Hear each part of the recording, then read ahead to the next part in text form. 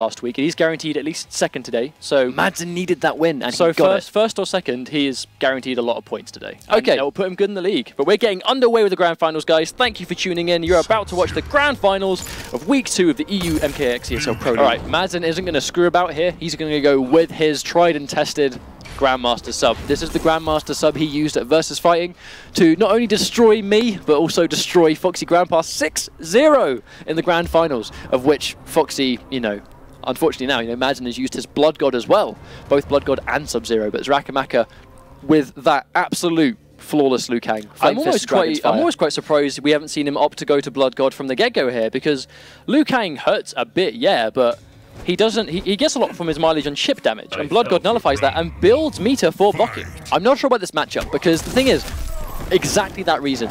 Dragon's Fire has a lot of answers for the clone.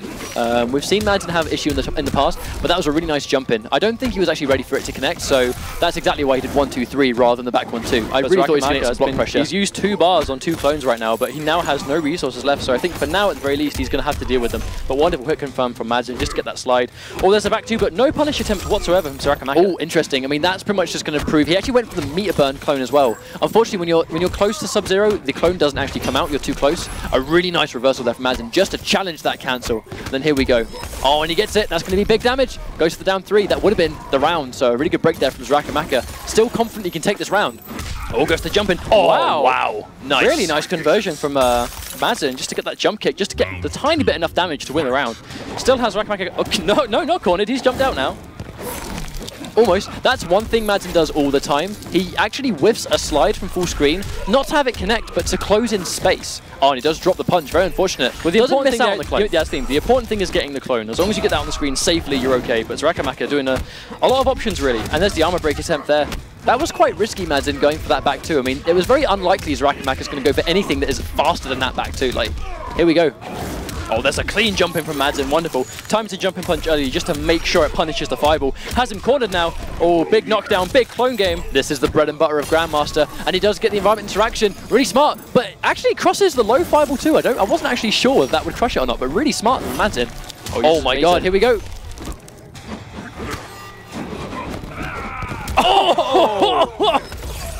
Okay, the reason that was so good, right, guys? The reason that was so good. A lot happened there. If Madzin crouched block right at the end of that last hit, if he crouch blocked, he would have raised his hitbox, and the last hit of that forward 4-4 would have hit him and chipped him, and then put him in a situation where he's blocking now. And that's a mix-up of, okay, am I going to poke? A down one would have done it. A down one would have done it. He neutral crouched to make it whiff, which gave him a free hit to finish the round. But not before. It started from Xarakamaka doing a really smart delayed wake up to make the back 3-3 whiff, meaning only the down 4 connected, which is exactly why he had his own opportunity to do forward 4-4-4. That's why I love the later stage of these tournaments, because you know you're guaranteed the best of that week to be there, and that's what we're seeing here. This is the best.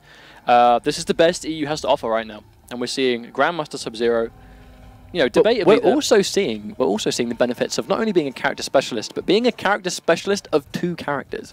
So Madzin played Grandmaster against Foxy, and it didn't work. Foxy ran a train on him in the first game, undeniably, of which Madzin changed to Blood God, of which he is of an even skill level with now, because he's put so much time into both characters. He has that asset to his disposal of going to a different character with an entirely different moveset and beats Foxy with Blood God, but his Grandmaster is still good enough to go toe-to-toe with Xarakamaka to potentially win finals with Sub-Zero instead. It's the benefit of putting work into this game. He's won the first game, so you know he's definitely taken a bit of the weight off for now, I suppose. However, he has got to take 2 more. Xarakamaka has opted for Dragon's Fire. He spent a little bit of time on the character select. I think he was considering Flame Fist, but I think he's giving another one a go. Well, the thing is, it's actually the quick armor and the meter burn bicycle kick that can actually really help him in this matchup. Unfortunately, does 1 low fireballs too many, and he does get tagged by the ice ball. You notice how Madzin opted to close the space with 4 dashes, not a run, just to make sure that he had the stamina to get the full combo. That's going to hurt. Here we go. Here comes Madzin. The second you get that low clone, that hurts. 43% meter, listen to another clone.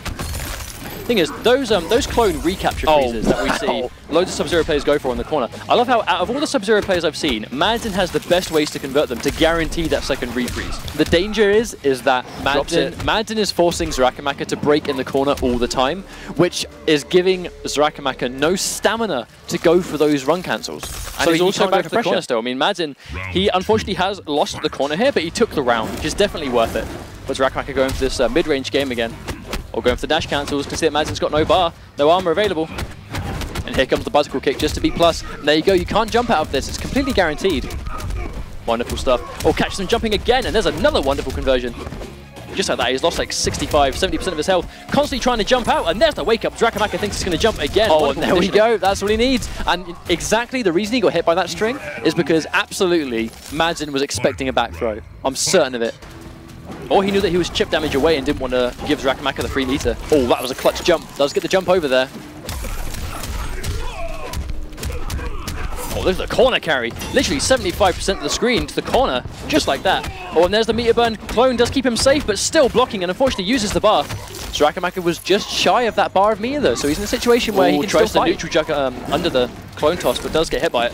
Oh, he tried to whiff punish the slide, but he just got hit anyway. Very unfortunate for Xarakamaka. Now, these guys are paying attention right now. We're seeing wonderful hit confirms, and even block confirms into other safer specials just to make sure they're safe. Germany to UK. Oh, I don't know about that. Fantastic play. There we go.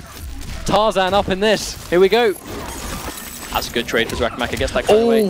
That delayed jumping punch just to beat the anti-air uppercut. Normally, I think Liu Kang known for having a fantastic uppercut, but we're really seeing it fail to anti-air in a lot of situations. And there's that clean jump in. Madzin's actually going to take this 2-0 if he doesn't drop this combo. This is going to be it. That's absolutely going to be the damage. And here we go. Madzin takes game 2. Could this be a 3-0 sweep? Well, Madzin hasn't won a tournament in the ESL League since he won the mid-season showdown all the way back in Season 1, where he took it against Taco in 3-2 in a last game, last round. Really, really good, really strong Grandmaster Sub-Zero mirror match. Madzin almost defeated Perfect Legend at the ESL Season 1 finals, actually. Very close. It was just a couple of misplays, actually, and not going... He actually had the game against Perfect Legend a couple of times. It was just... I will massively pin that to just not being as experienced in tournaments, of which Perfect Legend deserved to win the set, because he's more experienced. It's all about who plays better on the day. It was just Madzin playing a couple of misplays. You know, this guy has what it takes. And then he goes, obviously, and does top 17 at EVO. Does really well for himself there.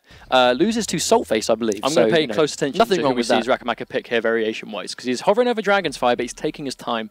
I think Flame Fist will be good for the projectiles, but at the same time, you know, Sub-Zero... He's going to trade safely with projectiles a lot of the time, especially if yours doesn't stun. Like, he's going to get the clone up, throw a projectile, even if, you know, yours doesn't hit him.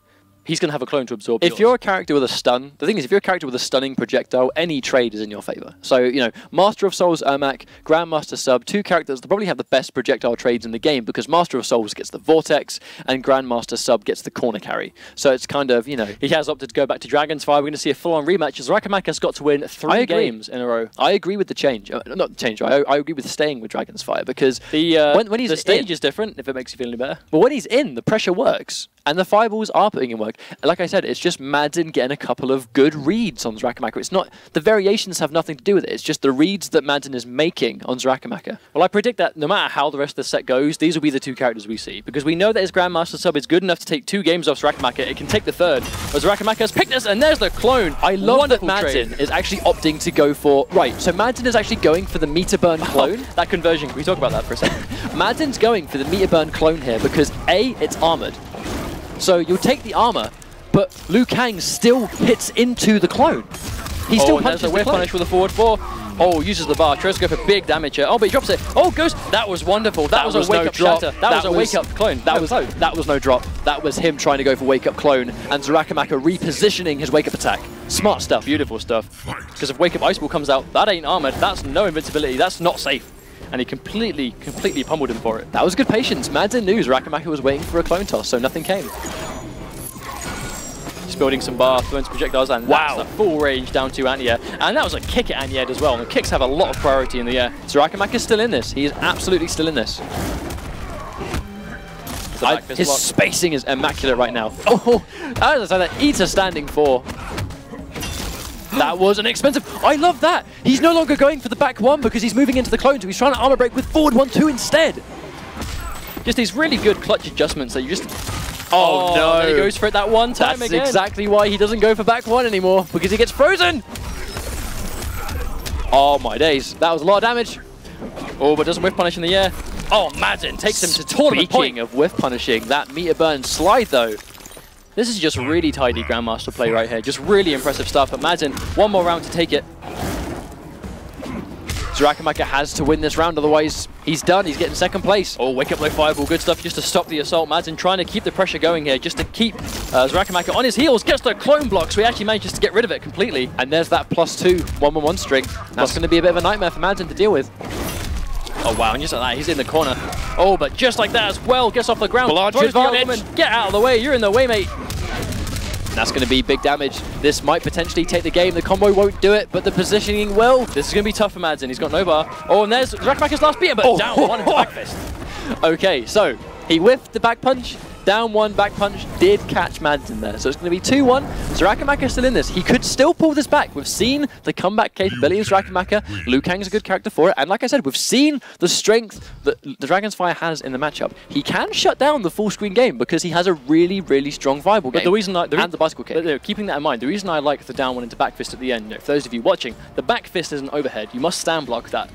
Liu Kang has a low fireball. I think the back two, his back two is overhead. The normal is, but I'm not sure if the... Someone tweet us, I'm not sure. The back punch, down back two, I believe. Is that an overhead? I'm not sure. But what I was going to say, if the down back two is, if the back punch is an overhead, the low fireball in the overhead means that down one on block, when you've got literally like 3 or 4% health left, like Madzin had at the end, that becomes a last minute 50-50. Yeah, a little bit. It's definitely a bit of a pseudo 50-50, I think. Like, you know, in the clutch moment when all they've got is like, you know, a few % of health left to carry it, then it will work. The down one can go into many things, you know, it's not a set in stone thing. So it's going to be Grandmaster again, and once again, guys, he's rocking Revenant sub. I mean, that's definitely the closest Madzin's going to get to Noob Saibot, so that's exactly why he plays Revenant. Oh, Xarakamaka opted to go for the back one, but didn't finish the string this time. I think he's gone back to back one, but just not finishing the string on reaction. Oh my days, here we go! That was fantastic from Xarakamaka. 3 instant air fireballs. So Madzin goes for a 44% corner combo to him last game, and he replies with a 43% this time. Just trading blow for blow right now, as even as it gets. But this is why, this is actually why Madzin goes for the Jinsei chamber. He wants the corner escape. And bear in mind, because it's a jump, I don't think you can exhaust the resource. I think, you can use it as many times as you want. Oh, he did that to me at Versus Fighting. I still hate him for it. Amazing play from Madzin. Oh, but doesn't finish the confirm, goes for an uppercut. This could be curtains for... Oh, Madzin's going to get hit by the full damage. He's got a bar. He's got a bar. He tries to wake up clone. Oh, no. Oh, no. No meter to enhance it. No armor. Madzin will once again take himself to tournament points. Xarakamaka with the interactable behind him for the corner, but no meter. And Madzin 2 bars to kill him with, and the pot behind him for extra aggression. No more. He's got rid of it. No more pots. But that pot is really plus on block. That's exactly why he was able to get in and land the back two. Here's the clone. I mean, if he manages to get this play right, here's the grab. This is Grandmaster. This is exactly what Madzin needs to do to win this tournament. Oh, but he just dropped combo. But Xarakamaka wake up backdashes and will get punished on the last frames. Wonderful conversion from Madzin. If only he was ready for the drop, he'd been able to get a full combo there, but this is not a good look for Xarakamaka. Oh, that's a jump. No breaker. That will be a clean tournament win for Madzin. Huge congratulations for Xarakamaka taking second place. But Madzin will finish things off with a faction kill. Most like, yep, the Noob Saibot one. Finish him off. And then Liu Kang was no more. He can't play Noob Saibot, but goddamn, he will get the closest he can. Flawless victory, faction kill against Xarakamaka after knocking